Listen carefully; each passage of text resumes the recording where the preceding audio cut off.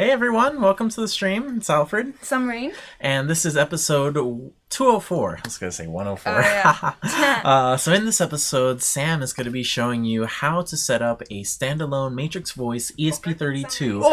I did it again. Okay, hold on. Oh, no. Okay. Sam didn't mute her computer. That's wow. Sorry. It's okay. She got everything else working.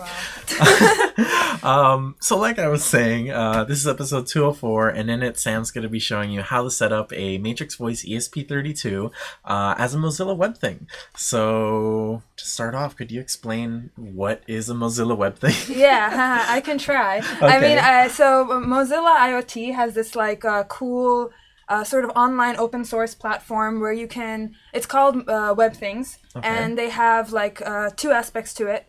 One is the gateway and one is the WebThing framework. Okay. So the WebThing gateway is you can install it on a Pi, right? Mm-hmm. And you set it up, and it sort of becomes like a portal to control smart devices, right? So you can add Zigbee lights, Wi-Fi lights, Z-Wave lights, switches, all that stuff, right? Okay. It's like a smart home portal, yeah, right? like a hub. Yeah. But it's open source, so that's really cool, right? Nice. And we like then that. yeah, exactly.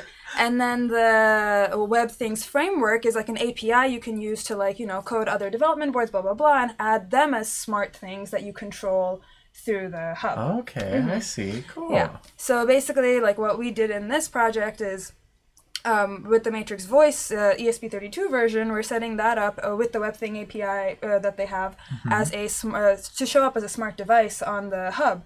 And right now you can control the LEDs and GPIOs, which is exciting. Okay, nice. Haven't figured out the mic part yet, but we're working on it. Okay. Hopefully we'll figure that out soon, but it's still exciting, yeah. Yeah. I mean, it's a start. Like the WebThings, we spoke to Mozilla about this, and they have so many integrations with it, and really like our devices. And so this first step of at least getting the LEDs and GPIOs, and eventually the microphones, and then eventually the Matrix Creator with all of its sensors. Oh yeah, Carlos has been working on that. Yeah. So it should be fun. Yeah. And there's the Mozilla IoT Gateway, WebThings Gateway has you can make custom rules as well. If I do this, then make this light turn on and things like that. Yeah. And it's kind of like a drag and drop. Yeah. The web interface is super simple for it. It's really nice, and you can use it both in your local network, but also it creates a secure gateway in order to use it from outside of your home. Yes. So I think that part is super cool. Yeah, because setting up IP tunneling yourself and opening ports, know what that means. And it's annoying. Exactly. So they've simplified so many things, and we're really happy to do this integration with them. So you want to show them the Hackster guide and start going through it? Yeah. So switching over to here. Okay, things are running smoothly again. Okay, so this is our Hackster guide. So it looks like the frame rate is okay. Do you think I should? I don't think it's necessary to have that. Yeah. Okay. So let's just close it. Hopefully the frame rate goes up. All right. For people watching, sorry. Ooh, wow! Immediately went up 2x. Yeah. We have this interface to see ourselves, but that slows down the frame rate. Yeah, we gotta upgrade the computer. For some reason, the live stream isn't streaming for me. Is it streaming for you? Yeah, it's streaming for me. Okay. That's good for me. Okay, that's good to know, because then I'm just gonna not worry and... If you're watching the stream, say hi in the chat. Yes, please say hi. We like saying hi. We'll try to include a way for people to verbally say hi at a point, but we're thinking step about step. that. Yeah. Okay, so MATRIX Voice ESP32 is Mozilla WebThing. It's a pretty straightforward guide, so we're just gonna walk through it. If you've seen our tutorials before, they're pretty much a lot of copy paste. If you go through it step by step. So there's a little blurb about the ESP32 and Mozilla IoT. So you can actually go and check out the WebThings framework. So this is super nice. The API is really simple. They have Node.js, Python, Java, Rust, Arduino. That's a lot of languages. Nice. We used Arduino for this particular one, and then the gateway itself. You can also look at it, and they have really nice steps on how to include it on the Pi, which we'll actually go through really quickly as well. And so We use Platform IO to compile and deploy our code. If you've seen our Platform IO live stream before, then that's what you would look at to get familiarized with the environment. So I'm not going to go over the nitty-gritty details of that today. But link will be in the description. Yes, exactly. Or in the guide right there. Yeah. So we're first going to clone our repo. So as you can see, I've already cloned it, but I'm going to do it again because it's a live stream. So I'm going to paste it, and yay! Okay, so then you configure your platform.ini file, which is where you put in your Wi-Fi information so that, your ESP32 Mozilla ESP32 MATRIX Voice can become a WebThing connected to your network. So we're going to open the platform.ini file. So if I cd into the folder and list, I'm going to make it look nicer, list everything, then you see there's a platform.ini file. So we're going to open it in platform IO.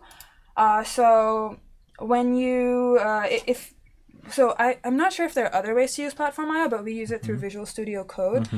So if you download VS Code, you can download a Platform IO extension, and then in the extension, you can open a project. So we're going to do open project, and then I don't know if any part of this is covered, but then you go to that's good. the folder with desktop. Okay, live stream. Okay, so and then once you're there, it'll know it's a Platform IO project because of the platform io.ini file.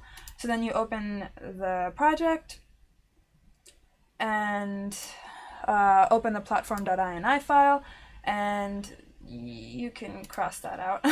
And basically, the main thing you have to do here is put your Wi-Fi SSID here, and then put your Wi-Fi password here.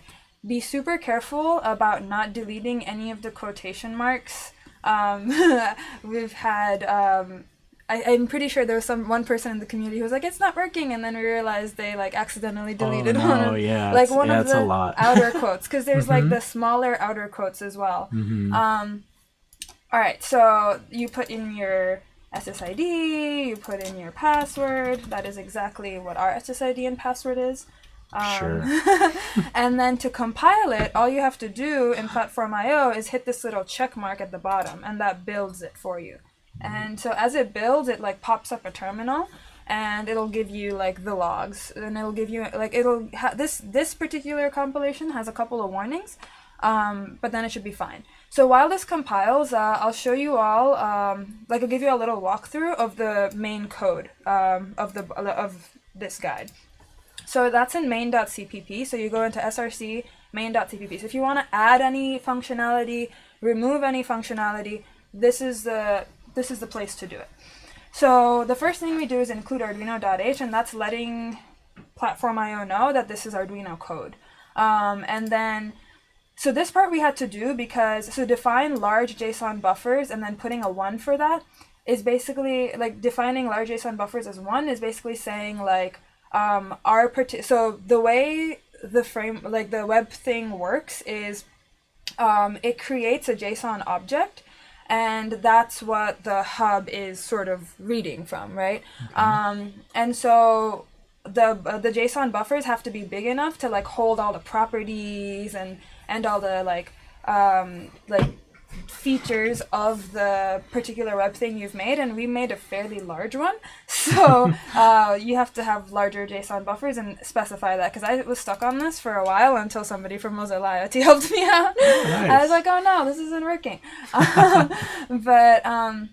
So then you include thing.h, and that's the API that'll help you make your properties and the thing define it as a thing device. WebThing adapter also helps with that. We have analog write in here so that you can write to the GPIOs, because we have GPIO control included. And then all the matrix packages. So we have microphones included in here as well, but not currently being used. Mainly the LEDs and the GPIOs are being used right now. So you initialize the matrix buses, get all that set up, and then you set up your WebThings adapter, and that's basically the object that sort of you know, once you start the WebThings adapter, it's live kind of as a web thing. And then here is where we create like our device. So this is like LED type. So this is like what we're defining, like our Matrix Voice WebThing as. It can be any of these types. So it can be it can be defined as an on-off switch, a light, a color control, because these are all like characteristics it will have. And then like it can also be a custom thing. And you'll know more of what I'm talking about once I get to the part where we actually like see it in the hub and start playing with it. You'll see why where these things are coming into play. And then this is where we're like defining the device. So it's a board, naming it Matrix Voice. The API has all of this, and I literally just like copy pasted from examples that made sense.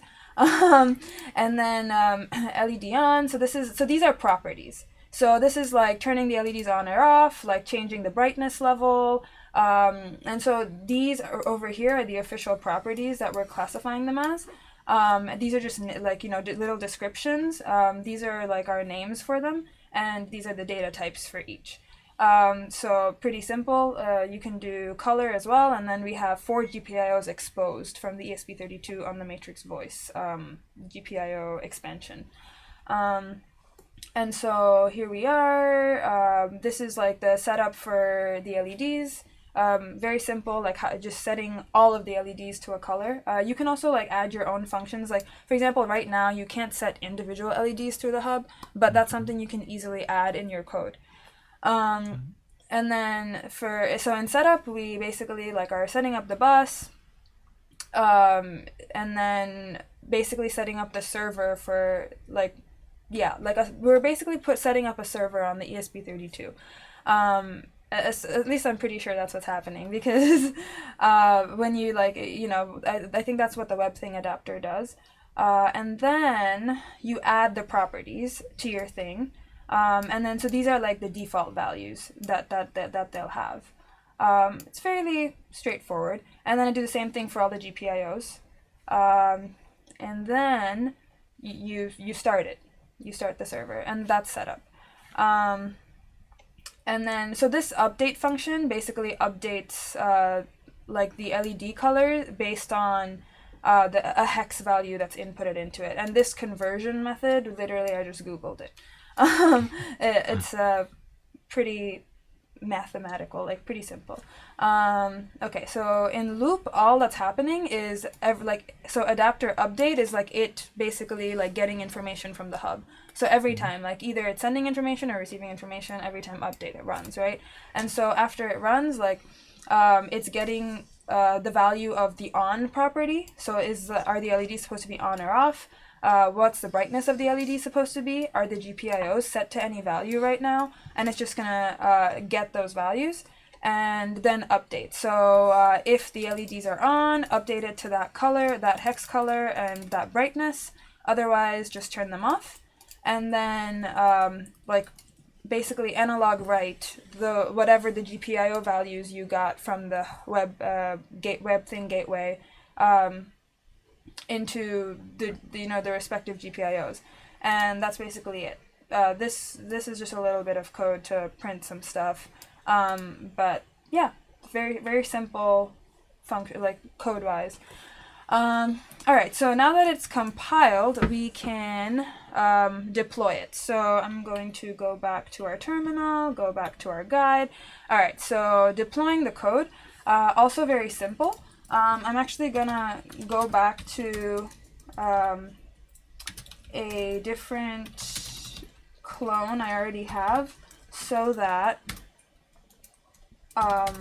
this is a different clone I have and we did it to hide the password from you all, the password of our Wi-Fi. But to install, so at the moment I have a Pi with just a regular Raspbian installed on it, and it has the Matrix packages installed. So like it has the Matrix Creator init package, which flashes the Matrix Voice to be recognized by the Pi, right?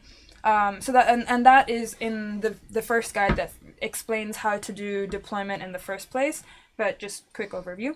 And so I'm going to go into the folder called OTA, and then you do /install.sh,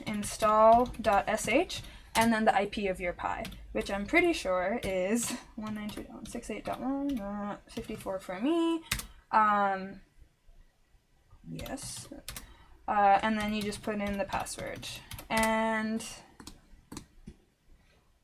so it should be relatively quick. It takes can take up to a minute, but it's still relatively quick at uploading. Once it uploads, you should know because it successfully uploads, you should know, because the LEDs are meant to flash green and red and then green once it connects to Wi-Fi, and it did. I don't know if you saw that. I didn't see okay. it. I'll look at the I don't know stream if now. you saw that. Let's see. Oh, wait. I'm not holding it up high enough, I guess. It's a little low. Oh, okay. yeah. Okay. I saw it. You kind of saw it. Yeah, Okay. I saw it. Okay. Well, anyway. I'll show you all again because we'll have to take it off the Pi and to show you it's actually standalone. So it does that on boot, or? Yeah, it does that on boot. So on boot, it basically it's red when it's not connected to Wi-Fi. Then once it connects to Wi-Fi, it becomes green and then blacks out. Cool. And then so now that this is an ESP32, actually I'll take it off right now, because it's a WebThing now.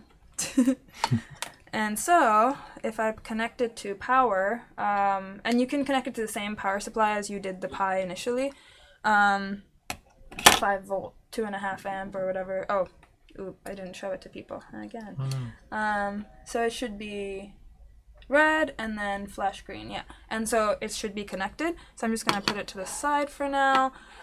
So then we want to figure out the IP of our ESP32 MATRIX Voice. So there are different ways you can do this. I use an app on my phone called Thing. I linked an iPhone app as well. You can also probably use a bunch of other tools that you may know of. Yeah. And so Thing, I'm going to refresh and show you all how it shows up on my phone. It shows up as a generic expressive device, but it might show up differently for you. But at the very least, I think it should have something to do with espresso. So actually, it shows up as a smart device on mine, which is kind of cool. It didn't do that before. I don't know if this is visible, but it should be. Yeah, it didn't before show up as a smart device. It showed up as a generic device, but now it's showing up as a smart device, which I think is cool. Yeah, nice.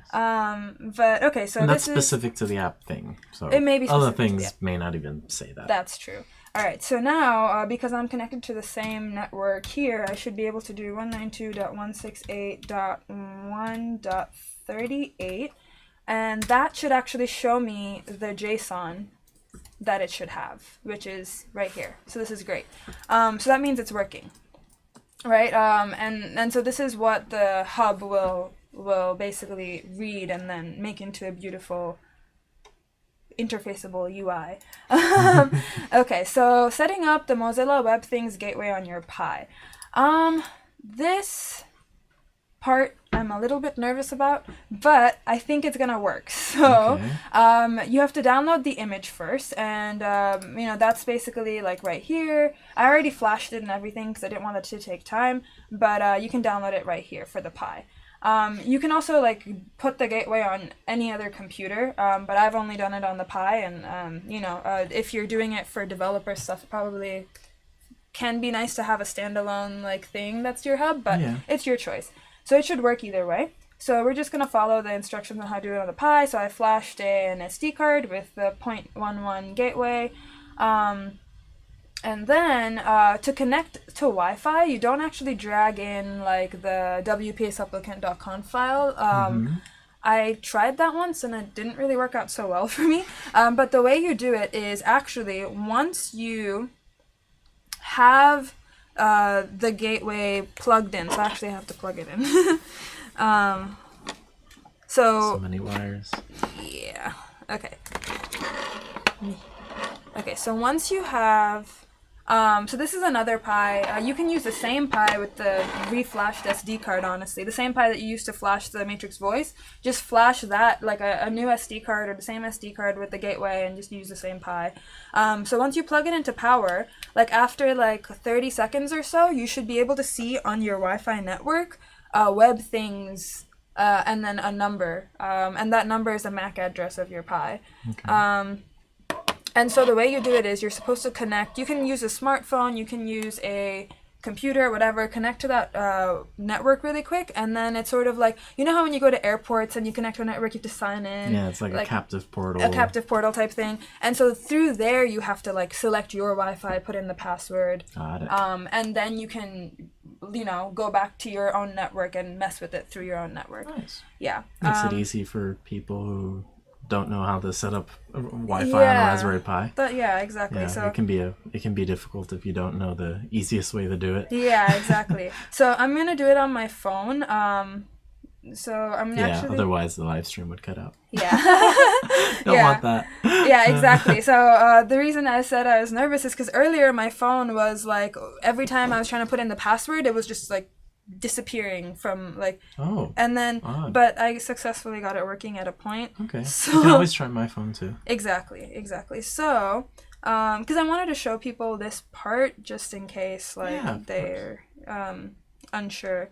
But okay, so eventually once it shows up, I'm going to show you all what it looks like. Okay, so right here, it shows up as a WebThings Gateway, and it has a little number. I hope you all can see. But anyway, for my phone, since I have an Android, it says tap to join network, or tap to sign into network, and so that's what you should do, but I'm not going to do that because that didn't work for me before. I'm just going to go to my browser and do it because that's what did work for me. It could be specific based off of your specific Android phone and the version it's on. And exactly. Android is so fragmented. Yeah? Yeah. I mean, I guess more so than a lot of iPhones. Yeah, it's like 80% of iPhones are on the latest version. Whereas Android, it's like 5%. Okay, so then I sort of, is this okay for me to show? It should be fine, right?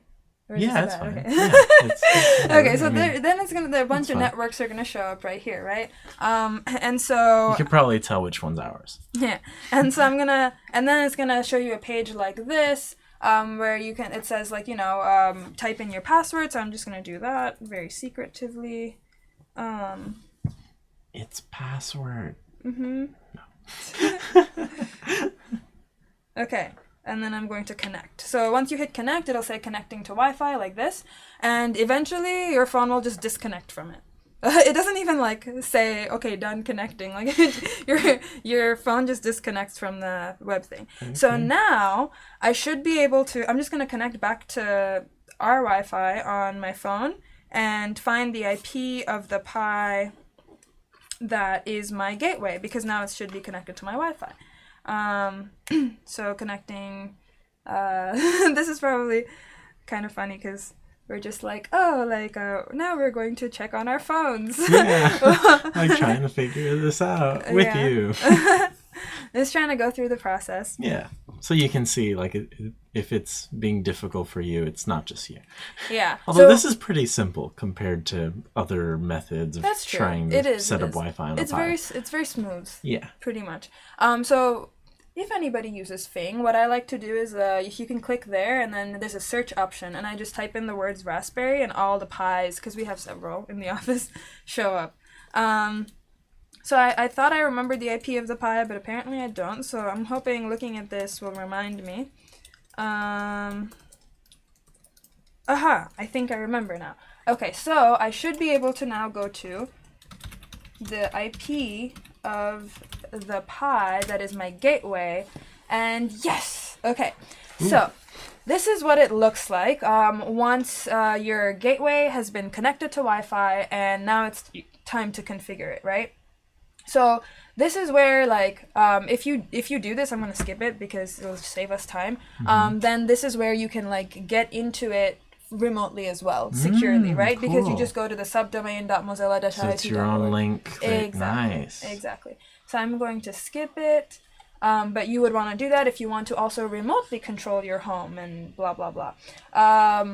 Okay, so I guess I have to do this. Hello. Blah at blah.com. Do you think that it's gonna realize that? I don't know. We'll see. One way to find out. Okay, so then next. All right, cool. That actually wasn't so hard. Yeah, easy. Do you know about Raspberry Pi 3.local? All right, I'm not sure exactly what that means. So Raspberry saves you if the DHCP server issues a different IP address to the Pi. So that's basically just like the host name of the Pi, Oh, okay. like getting to the host name of it. So if you have like 3 Raspberry Pis on your network, it would be Raspberry Pi, Raspberry Pi.local, Raspberry Pi-2.local, Oh, Raspberry really? Pi-3. Oh, I had no idea. Yeah. Oh, well, thank you for that tip. Yeah. That's very good to know. Also, for Mozilla WebThing, it actually becomes gateway.local. Like it actually takes the host name of Gateway, but that wasn't working for me earlier, so I just chose not to do it. Okay. But it could work. I can try again on the Mac, because I did try on my Linux machine and it didn't really work. Nice. Yeah, so I don't know. But like for me, like the easier way was to do it with the IP. But for sure, like if you know the host name / have cool tricks like Raspberry Pi-3.local, also works. Thanks, Philip. No devices yet. Click plus to scan for available devices. So here we have our hub, and here we have our device that we want to control. Okay.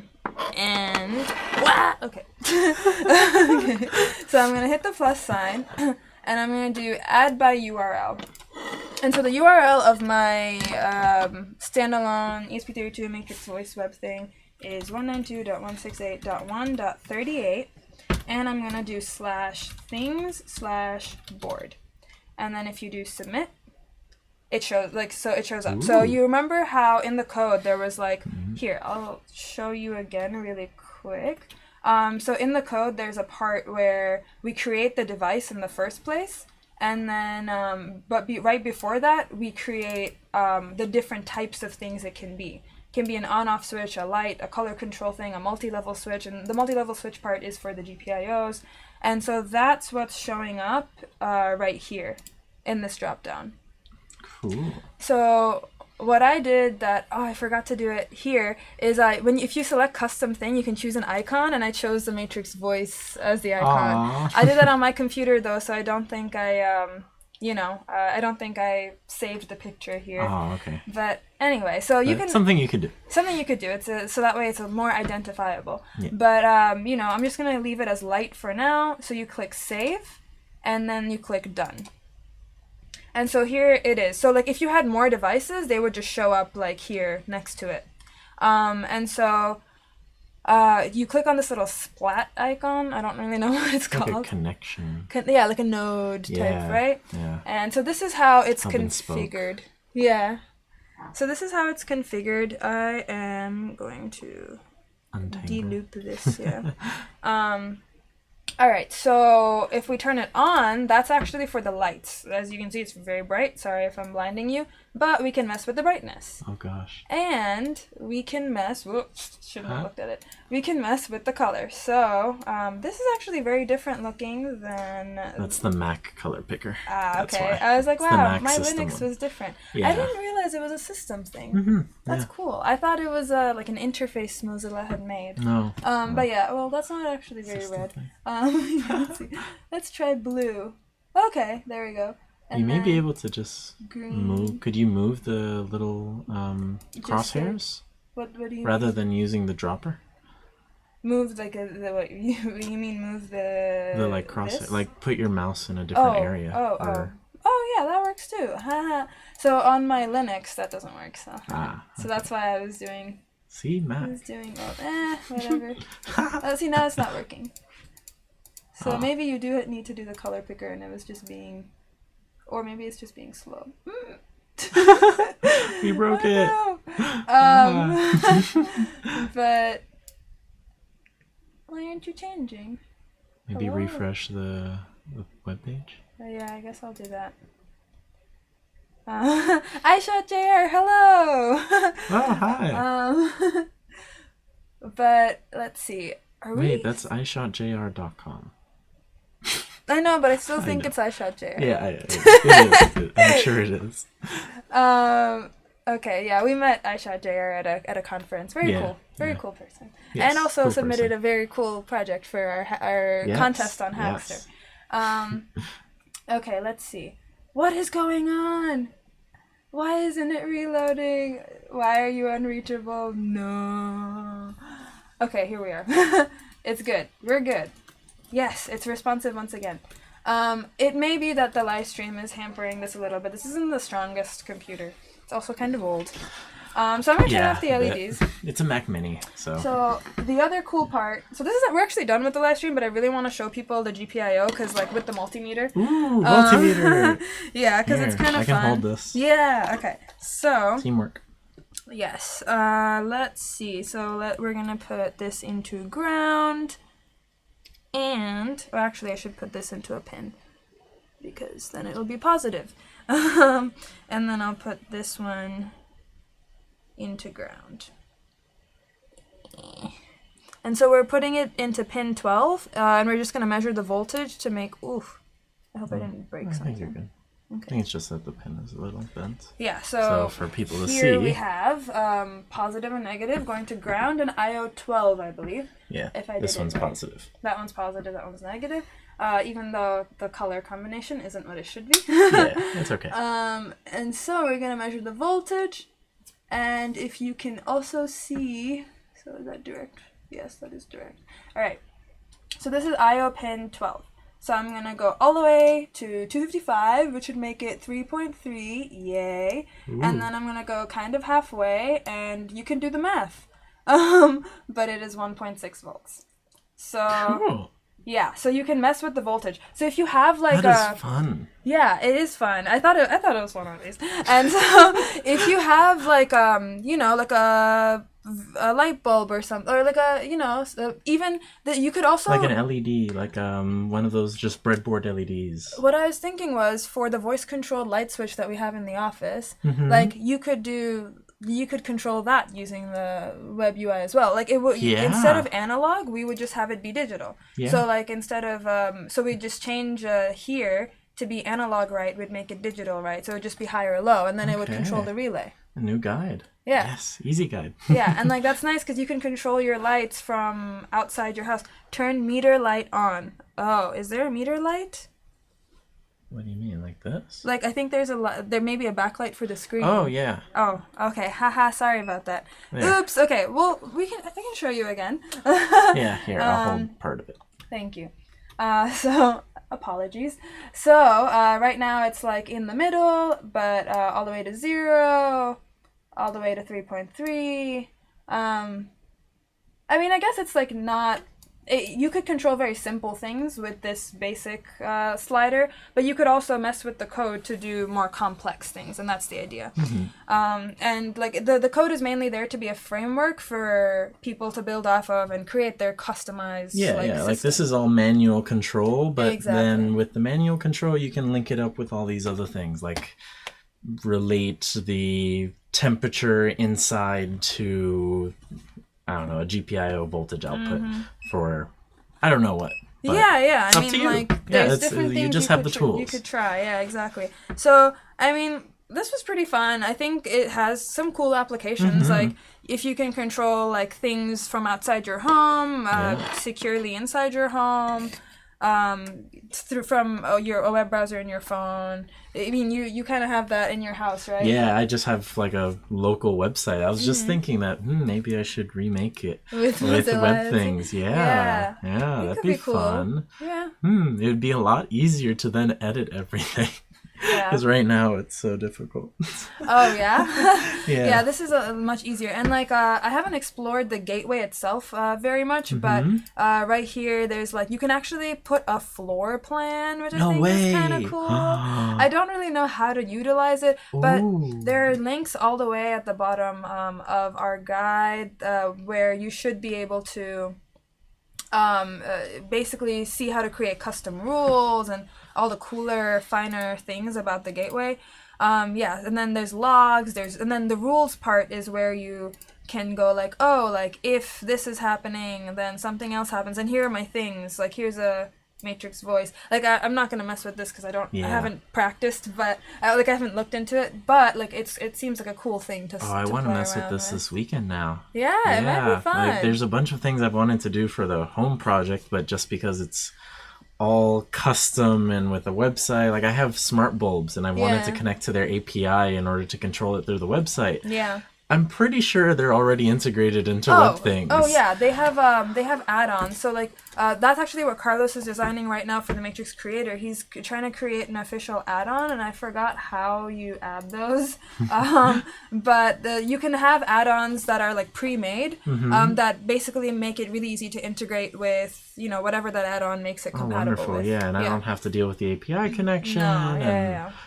Ooh, I like this. Yeah. All right, so I'm going to switch back to the front so we can have a front view. Which one is that? Is this one? No, it's this one. Okay. Yeah, front cam. Hi. Wait, that's front cam plus monitor? Oh, wait, now I'm confused. Oh, front cam. There we go. Hi. Oops. All right. Cool. We're all good. Well, this is very cool. Oh, wait, we have questions here. Turn meter light. Okay. That was the meter thing. Oh, got it. And then yes, PWM for motor speed. Oh, yes. That's that's definitely a good one. That's a very good one. Actually, that should be relatively simple. With our servo library, like with our servo example. Yeah. You just you would just I guess. You would just basically, instead of analog write, do like, you know, servo set, or I forgot what our something like API that. Depends on the language. Too many languages. Yeah. Awesome. This is really cool. This is a really great base. I mean, with this alone, you can do so many things. And even though we don't have voice set up yet, you could technically like hack in like a voice control with it with like Raspy. Yeah. So that's the thing. Like I was thinking, like voice control, like similar to how the audio streamer does it. Basically, like where it's basically sending the voice data through MQTT over to the hub. And if Raspy's running on it, I was going to say snips, but you know, if Raspy's running on it, and then it would subscribe to those messages and like work the same way our snips ones worked. So we're actually like going to release all those guides eventually with Raspy as well.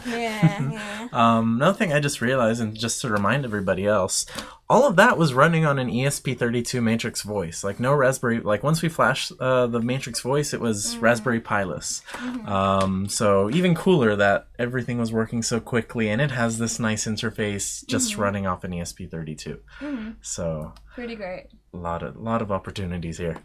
Well, if anybody else has a question, Philip said, anyone know how to send voice controls from my phone to Raspy?